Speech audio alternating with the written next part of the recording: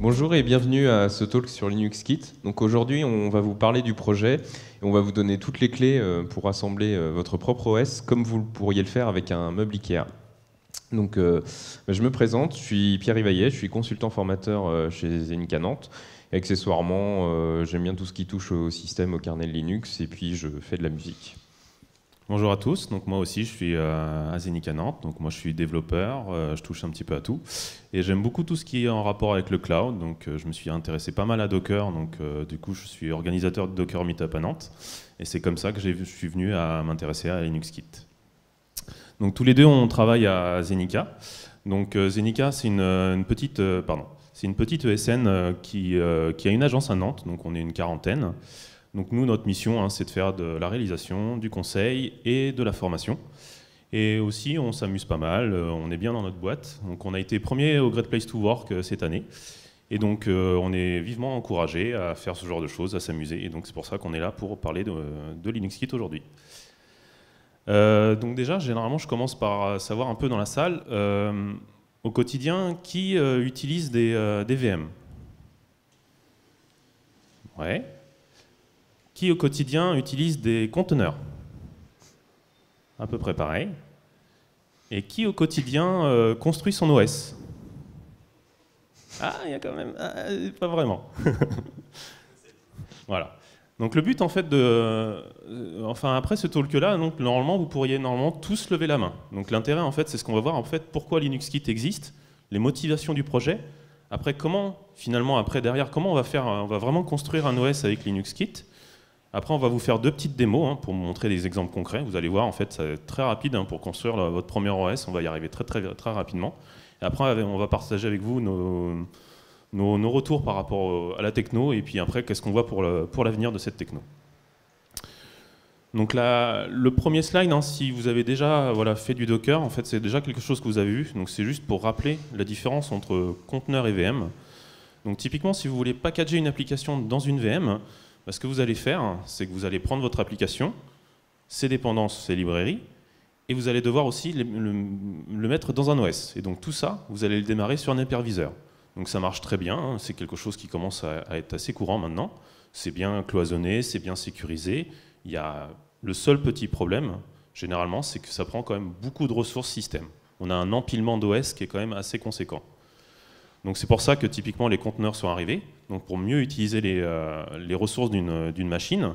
Donc typiquement là on parle plus d'un cloisonnement logique, où pour packager notre application, ce qu'on va faire c'est juste on va prendre les dépendances de notre application, et après derrière on va se brancher sur un daemon Docker, qui lui derrière va nous permettre d'accéder à une partie des fonctionnalités du kernel, et donc d'éviter d'embarquer un OS complet. Et donc ça nous permettra d'avoir une meilleure utilisation des ressources. Par contre, dans ces schémas-là, en fait, il y a quelque chose qui finalement n'a pas beaucoup bougé. Donc il y a des OS plus minimalistes que les autres, plus spécialisés pour les conteneurs, plus pour les VM, etc. Mais ça reste des OS quand même assez génériques. Donc nous, on a voulu utiliser l'analogie en fait des meubles.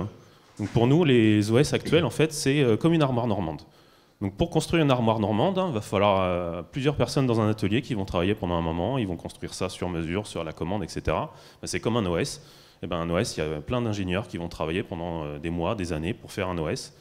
Ça coûte assez cher à faire, parce que voilà. Et puis typiquement, c'est fait, vu que c'est fait une fois, il n'y a pas vraiment de plan de montage, on ne sait plus trop comment ça marche, etc. Mais bon, au moins c'est fait. Après, pour le livrer, l'armoire normande, va falloir un gros camion, va falloir faire passer par la fenêtre parce que c'est compliqué, etc. Enfin, voilà. Un OS, c'est pareil, ça va faire plusieurs centaines de mégas, plusieurs dizaines de gigas. Il va falloir trouver un moyen de le transférer. Des fois, c'est pas forcément évident. Voilà, c'est pas forcément facile à transporter. Une fois qu'on a notre armoire normande, on va mettre plein de choses dedans, on est content, il y a de la place, on va mettre nos papiers, nos babioles, etc. Notre OS aussi, on va mettre un daemon Docker, on va mettre un Tomcat, plusieurs versions de Python, du PHP, etc. Puis au bout d'un moment, en fait, on saura plus ce qu'il y a dedans, parce que c'est un peu le bazar, il y en a dans tous les sens, et on sera incapable de savoir ce qu'il y a dedans. Le jour où votre armoire normande a un pet, va falloir refaire peut-être une petite pièce, va falloir faire un patch, etc. Donc ça ne sera pas forcément comme avant, mais vous aurez un truc qui a réparé. Votre OS, c'est pareil. Le jour où il y a une faille système, où il y a un bug, va falloir faire un patch, peut-être même custom, parce que votre version de kernel avec la dépendance machin, c'est spécifique, du coup, va falloir faire un truc particulier. ça ne sera jamais comme avant, ça ne sera pas forcément bien fait des fois. Donc voilà, c'est assez compliqué. Et puis le jour où on veut s'en débarrasser de l'armoire normande, c'est très compliqué, hein, parce que pareil, il va falloir faire passer par la fenêtre et tout. Le jour où vous voulez vous débarrasser de votre OS, ça va être assez compliqué, voilà, parce que vous avez vos habitudes, vos emplacements fichiers, etc. Enfin, c'est assez compliqué à changer. Donc c'est pour ça, dans le monde du meuble, IKEA a résolu plus ou moins le problème. Donc eux, ce qu'ils font, c'est qu'ils vont produire des meubles avec des pièces standardisées qui vont être réutilisables dans plusieurs meubles différents. Vos meubles, vous allez les acheter, vous allez les récupérer donc, en kit. Donc c'est bien, hein. Typiquement, moi j'ai une toute petite C1, je mets plein de meubles Ikea dedans, c'est cool, enfin, je peux les emmener chez moi. En plus derrière, j'ai un plan de montage, donc du coup pour le monter, je sais comment le monter, donc c'est assez facile en plus de le monter. Et derrière, en fait, on va peut-être avoir moins de place, mais on sait exactement ce qu'il y a dedans. Donc c'est vraiment plus facile de s'y retrouver. Et puis bon, vu que c'est des pièces standardisées, vu que c'est moi qui le monte, etc., c'est quand même vachement moins cher. Et donc, si j'ai un problème avec, généralement, on ne va pas s'embêter à le réparer. Hein. On va le jeter et en racheter un autre. Dans le monde des OS, voilà, typiquement LinuxKit, c'est ces mêmes principes-là. Donc le premier, c'est que tout composant de votre OS sera un conteneur, donc un composant standardisé. Donc l'avantage de ça, c'est que vous allez pouvoir créer vos propres briques de base et après, derrière, les réutiliser, les combiner à l'envie. Derrière, on aura un descripteur texte pour monter l'OS, pour construire l'OS. Donc l'avantage de ça, hein, c'est que vous saurez exactement comment construire l'OS. Donc vous pourrez recommencer éventuellement la construction. Après, derrière aussi, il y a le principe d'immutable infrastructure. Donc votre OS, plutôt que installer plein de choses, on ne sait pas trop ce que c'est, etc., et là, on dit de base, je ne pourrai rien changer. Donc si on veut changer quelque chose, on change le descripteur et on reconstruit l'OS. L'OS sera minimaliste et sécurisé. Donc l'avantage de ça, c'est que si on est minimaliste, on a une surface d'attaque bien moindre, et donc moins on a de surface d'attaque, plus on est sécure. Et le dernier point qui est vraiment intéressant, c'est que du coup, on peut construire et démarrer rapidement un OS. Vous allez voir pendant les démos, en quelques secondes, on peut construire un OS très rapidement. Et donc l'intérêt de ça, c'est que vous allez pouvoir mettre ça dans votre intégration continue, comme vous faisiez avec vos applications ou vos images de conteneurs. On a voulu mettre un petit tweet de l'ancien fondateur de Docker, donc le tweet date de février de cette année, hein, et donc qui disait, pour lui, en fait, l'OS, ça va devenir une communauté comme une autre. Donc on va construire et on va livrer son OS comme on livrait des applications, des conteneurs. Et donc pour lui, voilà, c'est vraiment l'avenir les OS, de les construire comme ça. Donc le projet en lui-même, il se définit comme une boîte à outils pour construire des OS sécurisés, portables et minimalistes, destinés aux conteneurs. Donc on verra après que tout composant est un conteneur. Donc l'intérêt, c'est vraiment de construire un OS pour ça. Donc ça a été créé par Docker Inc. À la base, ça a été fait donc, pour ce qu'on appelle Docker for Mac et Docker for Windows. Donc ça permet de construire la petite VM qui est livrée avec. Et donc ça, c'est une boîte à outils qu'ils avaient, et donc ils l'ont open sourcé, et maintenant ça a bien évolué. Donc actuellement, c'est écrit en Go, donc, comme le langage de Docker. Donc le repo GitHub qui est ici, hein, donc c'est un projet open source, vous pouvez contribuer. Et donc le projet a un petit peu plus d'1 an maintenant, et il y a eu 3 releases. Donc la première release, ça a été surtout une stabilisation par rapport à ce qu'on appelle Containerd, qui est le container on-time de chez Docker. Après, ça a été plus pour rajouter des fonctionnalités. Typiquement, la deuxième release, ils ont rajouté le support des aides-systèmes. Juste pour bien insister, ce qu'on va construire avec LinuxKit, ce n'est pas des images Docker. Ça va être vraiment une image OS. Une image Docker, vous allez juste packager votre application avec des librairies, et ça va faire finalement une sorte d'archive avec ça. Alors que l'image OS, ça va être l'application, ses librairies, et en fait, tout le file system qui est nécessaire pour démarrer un OS. Et donc, l'image OS, derrière, vous allez pouvoir la démarrer sur un hyperviseur, ou même sur du bare metal, ou sur un Raspberry, comme vous voulez. Donc là, c'est vraiment quelque chose qui est autosuffisant. Alors que l'image Docker, il faut un daemon Docker. Donc le repo GitHub du projet est intéressant. Donc forcément, on va retrouver SRC et docs, hein, les sources et documentation. Il y a les autres répertoires intéressants, donc typiquement PKG, où dedans, en fait, vous allez retrouver donc, les fameuses briques de base de votre OS. Donc là, il y en a déjà une trentaine faites pour vous, hein, donc le DNS, le DHCP, CD, SSHD, etc. Et ça ne vous empêche pas de créer des nouvelles briques, hein. Mais l'avantage de ça, c'est qu'en fait, avec tout ce qui est dans PKG, vous avez déjà tout ce qu'il faut pour démarrer un OS.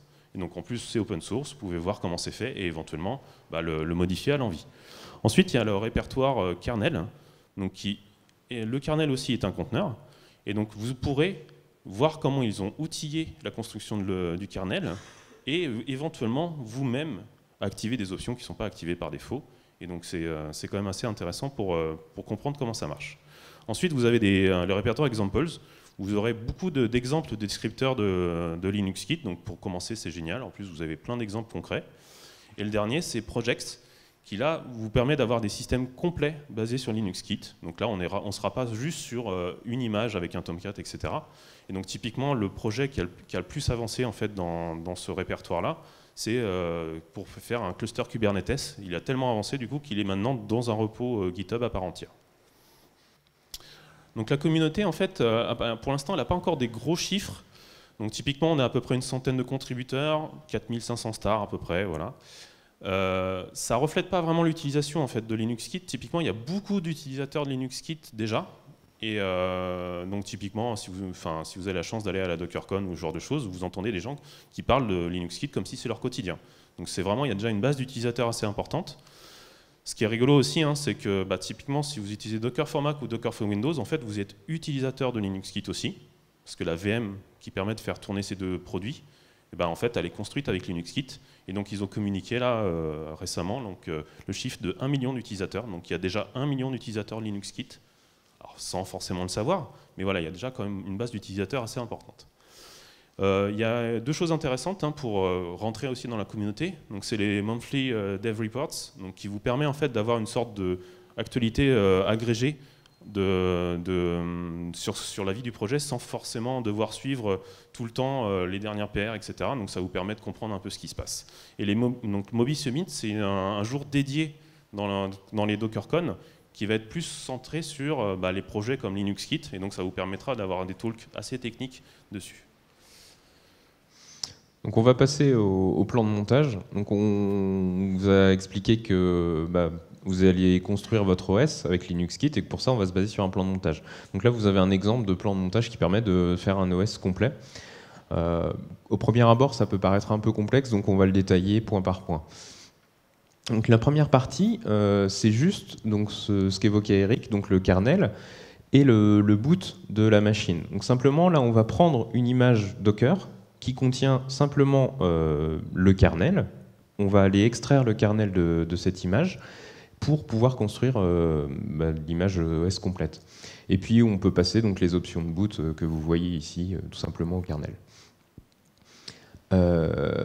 On a également donc une autre couche qui s'appelle init, qui va elle composer tout le file system de base de votre OS. Donc c'est là-dedans qu'on va retrouver l'init, donc la première chose qui se lance en fait au lancement de votre OS, et qui va derrière lancer ce qu'il faut pour pouvoir lancer les conteneurs, donc les autres composants de votre OS.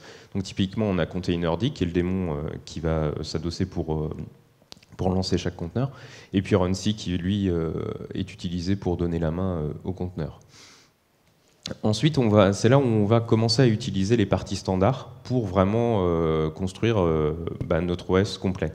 Donc là, on a un premier exemple, le onboot, qui va permettre d'utiliser une image. Pour le coup, on ne va pas utiliser juste le file system, on va bien utiliser l'image Docker complète, donc avec le file system, mais également avec la commande et des choses à lancer. Donc, typiquement, là, on va injecter un composant pour lancer un client DHCP pour récupérer une adresse IP. C'est quelque chose qu'on va avoir besoin de faire si on a du réseau. Et simplement en ayant ça, on va rajouter le composant standard qui permet d'avoir un client DHCP dans son OS. Donc les services on boot sont lancés en one shot, c'est-à-dire qu'ils vont s'exécuter et puis ils vont s'arrêter et on va passer à la suite. Il y a la contraposée qui est on shutdown qui peuvent s'exécuter à l'arrêt de la machine. Après, vous avez envie certainement que votre OS y rende un service ou qu'il fasse quelque chose pendant tout le moment où il est lancé. Et cette partie-là, c'est ce qu'on va retrouver donc, dans la sous-partie Services. Et c'est encore une fois, on va se baser sur des images Docker pour aller assembler ces composants de service. Donc là, on a simplement un exemple de service qui est getTTY qui permet d'avoir une invite de commande, simplement. dans notre OS. Donc on va se baser sur l'image Docker et on peut aussi passer des options. Donc là on passe une variable d'environnement qui est très prod-ready. Donc simplement pour la petite histoire, quand vous vous connectez à un shell, à une TTY Linux, normalement il faut s'authentifier. Là c'est juste pour les démos, nous on crée une TTY où on n'a pas besoin de s'authentifier, on est directement dans un shell. C'est plus simple. Mais donc ça vous permet de voir que vous pouvez aller injecter des variables d'environnement de cette façon-là. Vous avez d'autres possibilités, vous pouvez également mettre des capabilities particulières, bon ça rentre un petit peu dans le détail du fonctionnement du système, mais aussi aller monter du file system, du root file system de la machine. Vous avez également la possibilité d'ajouter des fichiers particuliers. Donc, si j'avais par exemple un service SSH et que je veux ajouter ma clé publique pour pouvoir me connecter à la machine une fois qu'elle sera lancée, en ayant ce descripteur file, je vais pouvoir injecter ma clé publique SSH dans les clés autorisées pour pouvoir derrière me connecter en SSH dans la machine en précisant tous les paramètres du fichier, là où on va le déployer, les permissions qui sont sur le fichier et savoir s'il est indispensable ou non. Ensuite, on l'a évoqué également, il y a un gros point qui est mis sur la sécurité, d'où le trust que vous voyez ici. Il va venir se positionner soit au niveau des organisations, donc c'est le préfixe que vous avez sur les images, soit directement pour les images. Et quand on va venir positionner ce paramètre-là, ce qu'il va faire, c'est qu'il va aller vérifier les signatures des empreintes des images pour s'assurer que l'image que vous allez utiliser pour construire votre OS, elle est bien signée, elle est bien officielle et que vous n'êtes pas en train de construire un OS avec des choses que vous ne souhaiteriez pas. Donc les outils qui vont être utilisés pour LinuxKit, donc LinuxKit, qui sont maintenus par la communauté. Donc LinuxKit qu'on a vu, il va permettre de construire l'image OS à partir de ce plan de montage, mais il va également nous servir pour booter l'image de l'OS. Tout simplement, ce qu'il va faire, c'est qu'en fonction de la cible que vous voulez utiliser, donc si vous voulez utiliser de la virtualisation, vous allez pouvoir utiliser Hyper-V sous Windows, Hyper-Kit sous macOS, QEMU sous Linux ou encore tout un tas d'autres cibles. On peut également déployer et lancer ces machines sur le cloud. Donc il y a AWS, Google Cloud qui sont supportés. Et on va pouvoir directement utiliser LinuxKit pour faire ces commandes-là. On le verra par la suite. Et puis il y a tout un tas d'outils annexes qui sont maintenus dans le repo LinuxKit. RTF, qui est un framework pour faire du test unitaire, mais du test unitaire sur ces images OS ou sur du shell. Donc des choses qui ne sont pas forcément évidentes à faire, dont on n'a pas l'habitude. Il propose de l'outillage pour le faire. Et puis derrière, de l'outillage annexe qui, lui, est plus lié à la virtualisation sous Mac ou sous Windows, qui sont HyperKit, VPNKit, et InfraKit qui permet d'avoir un orchestrateur au-dessus de vos VM que vous avez construites avec LinuxKit. Simplement pour vous donner un aperçu de ce que ça donne, on a vu le fichier descripteur. Ensuite, on va utiliser LinuxKit build pour construire l'image de l'OS à partir de ce descripteur.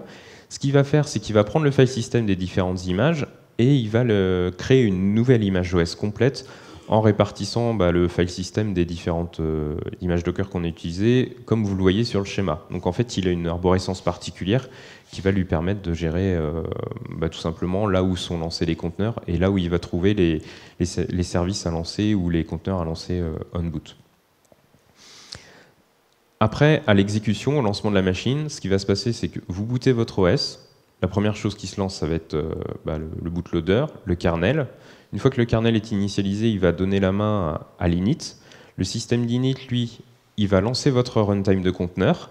Il va aller piocher dans tous les descripteurs que vous avez dans votre image OS et il va lancer les conteneurs on boot et les conteneurs service en se basant donc sur le file system qui est déployé. Donc une fois que votre système est en cours d'exécution, on pourrait avoir une arborescence de processus qui ressemble à peu près à ça. Voilà. Bon, on va passer aux démos. Alors, ce qu'on avait envie de vous montrer, c'était deux démos. Donc, la première, en fait, je vais la faire sur mon Mac en local. Donc, on va construire en fait un OS qui va vous permettre de démarrer un Tomcat, donc une application Java basique. Et après, on va vous montrer donc comment faire ça directement sur le cloud. Donc, la première chose que je vais vous montrer, ça va être le descripteur. Donc, hop, j'ai de la complétion partout. Voilà, tac. Donc on retrouve ce que montrait Pierre-Yves, donc on retrouve la partie kernel, l'init, le onboot. Donc typiquement, Si on n'a pas besoin, par exemple, d'une interface réseau, d'une IP, etc., on n'est pas obligé de mettre un DHCP-CD. Hein. Donc, par exemple, nous, on s'est amusé à faire une petite image OS avec un Tetris dedans. Bah, typiquement, le Tetris, il n'a pas besoin de réseau. Et donc, hop, on a enlevé carrément l'interface réseau. Donc là, ici, le on-boot va vous permettre d'avoir une adresse IP au démarrage. Et donc, ce qu'on a mis comme service, on a mis 2 services. Donc, le premier, le getTTY, donc, qui vous permet d'avoir un invite de ligne de commande. Donc, encore une fois, ce n'est pas obligatoire. Là, on l'a juste mis pour nous que ce soit plus simple pour les démos, pour directement avoir l'adresse IP de la machine. Mais surtout, ce qui est important, en fait, c'est l'image Tomcat. Donc, typiquement, si vous voulez faire une image pour la production, vous allez utiliser qu'une image Tomcat dans votre OS. Et donc, on a rajouté un petit switch, typiquement ici, pour dire que notre Tomcat, quand il va le démarrer, ça va directement binder ses ports sur le network host de la VM. Donc comme ça, en fait, directement, le port 8080 de notre Tomcat sera accessible de l'extérieur. Donc je vais vous montrer juste la petite image donc, Docker qu'on a écrit pour faire ça. Vous allez voir, en fait, c'est ultra compliqué. Ah, là, j'ai trop de complétion. C'est LKT. Hein, c'est LKT. Voilà. Tac. Tac. Donc là, en fait, c'est intéressant de voir que finalement, on utilise une image Docker basique. Le From Tomcat 8 Alpine, c'est une image standard que vous trouvez sur le Docker Hub. Il n'y a aucune spécificité à LinuxKit. On est vraiment sur... et vous pouvez la faire tourner avec Docker sans aucun problème. Et donc derrière, on voit qu'on a fait une application ultra compliquée. Hein. On a juste mis quelques petits fichiers statiques dans l'application, la web app root de notre Tomcat. Donc après, pour construire une image avec LinuxKit, hein, donc il y a directement en fait la commande build qui va prendre votre descripteur YAML. Donc qu'est-ce qui va se passer quand on va lancer le build? Donc ce qu'il va faire, c'est qu'en fait, il va extraire le file system du kernel, le file system des init conteneurs, et derrière, en fait, il va rajouter, donc il va extraire aussi le file system des conteneurs on-boot et service. Par contre, il va rajouter une configuration aussi qui va permettre de décrire comment démarrer ces conteneurs une fois que l'OS va démarrer. Et donc en fait, l'outil va vous permettre de faire tout ça, et à la fin, en fait, il va me produire une image OS qui est directement exécutable. Donc par défaut, il va vous faire un format avec le kernel et le file system à côté.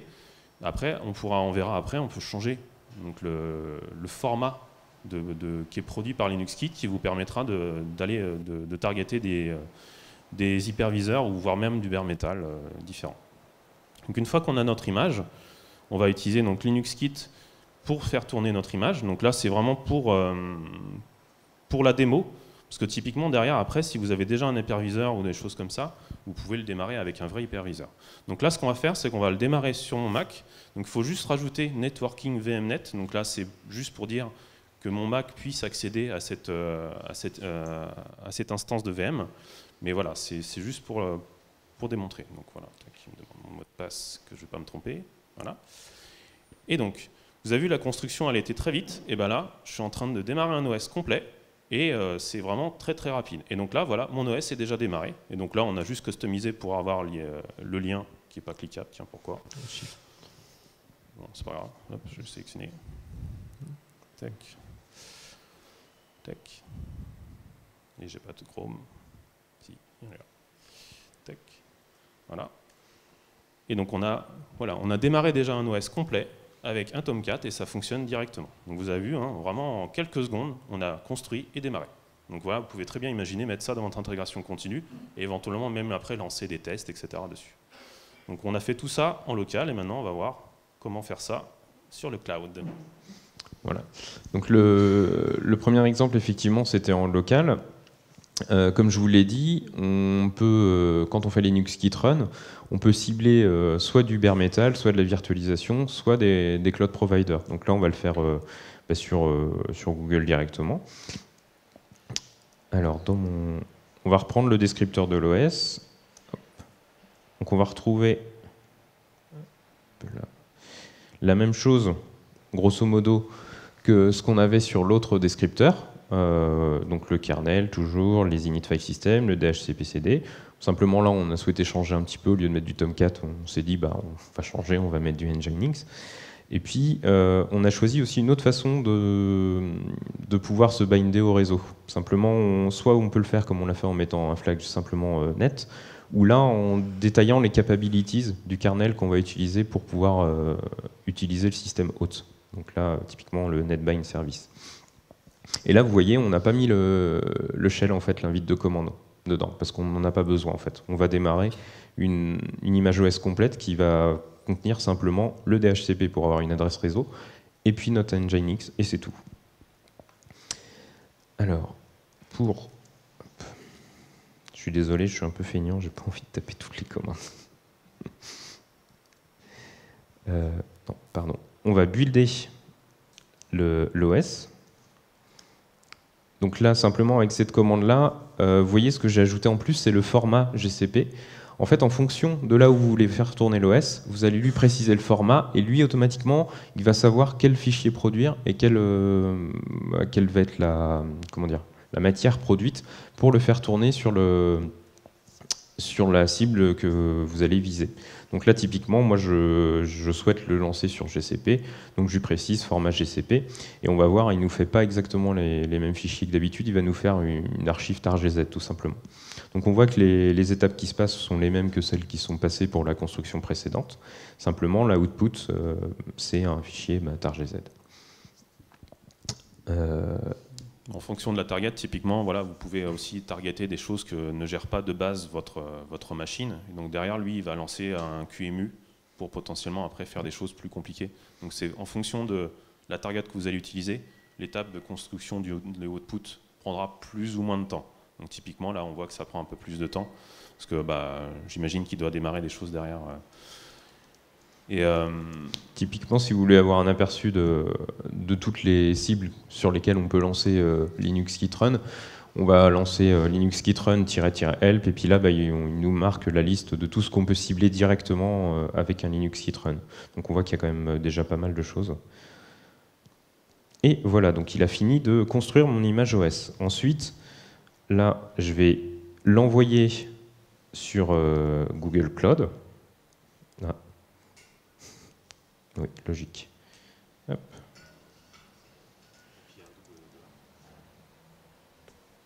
Aussi. Hop. Donc, première étape, j'ai construit mon image. Deuxième étape, là, je l'envoie sur GCP, donc simplement sur du cloud storage. Il va aller la mettre dessus, puis à partir du fichier que j'ai envoyé sur Google Cloud, il va créer une nouvelle image de VM. C'est ce qu'il est en train de faire là. Vous voyez qu'au passage, il a géré le fait que j'avais déjà une image existante. Et donc, il ne va pas faire que l'upload. Hein. Typiquement, là, il va vraiment enregistrer dans votre cloud provider. Donc là, on le fait avec GCP, avec Amazon, on l'a fait aussi, ça fonctionne, et je pense avec les autres, ça fonctionne. Hein. C'est que derrière, en fait, vous allez vraiment créer une nouvelle entrée dans la liste des images OS disponibles. Et donc derrière, en fait, vous pourrez l'utiliser comme si c'était des images fournies par votre cloud provider. Ouais. Et donc ensuite, simplement donc avec la commande là, je fais donc Linux Kitrun. Cette fois-ci, je lui précise que je veux le lancer sur GCP. Je lui précise le Google Cloud Project dans lequel il va trouver l'image, et puis je lui précise le nom de l'image OS à lancer. Là, je lance et il va lancer mon OS. Donc, il crée une instance sur GCP, donc avec ces caractéristiques-là. Voilà, il a créé l'instance, et puis là, il est en train de se connecter au port série pour me récupérer la sortie standard. Donc là, on voit la VM qui boot. Et si je vais à côté et que je liste les instances qui sont en train de tourner, je vois que mon instance Nginx OS, elle est bien lancée, qu'elle est lancée, et j'ai son adresse IP. Et voilà, là, j'ai lancé un OS sur Google Cloud que j'ai construit moi-même, que j'ai envoyé, et vous avez vu, ça a été quand même relativement rapide. Voilà. C'est tout pour les démos, du coup. Merci. Donc nous, on a commencé à utiliser le projet il y a à peu près un an. Et d'ailleurs, ouais, enfin si, il y a un an, parce que le projet a fêté son anniversaire il y a quelques mois. Donc ce qu'on a pu voir là, c'est que le démarrage d'un premier OS, c'est quand même très rapide. Vous avez vu qu'il n'y a pas une complexité extrême à créer un nouveau descripteur d'OS. On a quelque chose qui est quand même assez simple. Par contre, le projet, il est assez jeune et encore en construction. Donc on est actuellement, on a dit il y avait 3 releases, on est à la version 0.4, donc c'est encore voilà.